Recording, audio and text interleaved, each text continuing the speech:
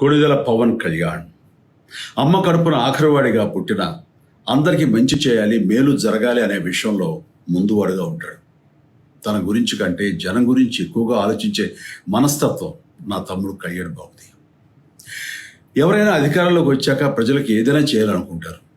కానీ కళ్యాణ్ తన సొంత సంపాదనని కౌలు రైతులు కన్నీళ్లు తుడిచేందుకు ఖర్చు పెట్టడం, సరిహద్దు దగ్గర ప్రాణాలొడ్డి పోరాడే జవాన్ కోసం పెద్ద మొత్తం అందివ్వటం, అలాగే మత్స్యకారులు ఇంకా ఎందరికో తాను చేసిన సహాయం చూస్తుంటే ఇలాంటి నాయకుడు కదా జనాలకు కావాల్సింది అనిపిస్తుంది. ఒక రకంగా చెప్పాలంటే సినిమాలోకి తను బలవంతంగా వచ్చాడు, రాజకీయాల్లో మాత్రం ఇష్టంతోనే వచ్చాడు. ఏ తల్లికైనా తన కొడుకు కష్టపడుతుంటే గుండె తరుక్కుపోతుంది. అలాగే ఏ అన్నకైనా తన తమ్ముడు అనవసరంగా మాటలు పడుతుంటే బాధేస్తుంది.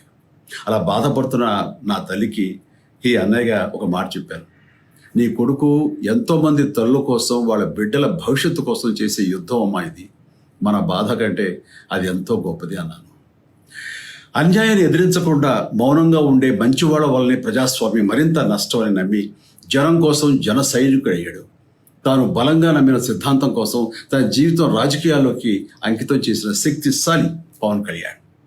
ప్రజల కోసం, రాష్ట్ర భవిష్యత్తు కోసం ఆ శక్తిని వినియోగించాలి అంటే చట్టసభలో అతని గొంతు మనం వినాలి. జనమే జయమును నమ్మే జనసేనాని ఏమి చేయగలడో